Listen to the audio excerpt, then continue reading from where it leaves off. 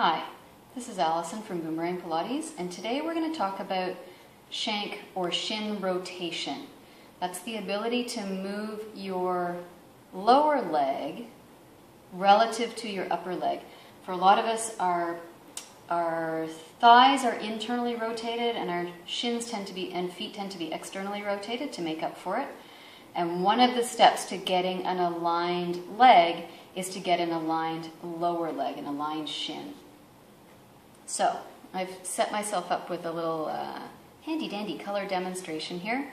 You want to find the bony protrusion just below your knee, and you can feel with your fingers that as you move your leg, and you certainly might not find that you have this degree of rotation, that you can feel that bone move.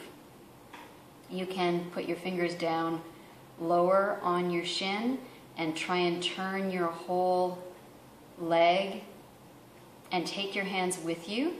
If you find it's incredibly hard to do, you can wrap your hands around your shin and actually turn with your hands so that your muscles are passive, just to give your brain and your body a moment to figure out what it is you're actually trying to do. You'll probably find that either you try to move your whole leg from your thigh, or if you can keep your thigh still by hanging on to it, that you end up turning with your foot. See how the blue dots are not staying lined up anymore?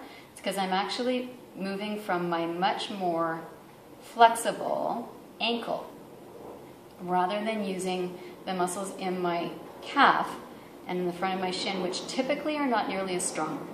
If you can do the movement, which lots of people really struggle with, you'll probably find that the turning out is much easier and your range is much bigger. It's the turning in that's really hard. So don't expect you're going to get a lot of range.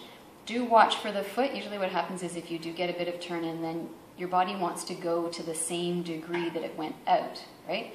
So your foot will start to take over. So if you put stickers on or you draw a line on your foot, you'll see this deviation starts to happen at the ankle. You want to keep your foot flexed. You want to try and keep your toes as relaxed as you can, and you turn the shin out, center, and then in as far as you can, which won't be as far as going the other way.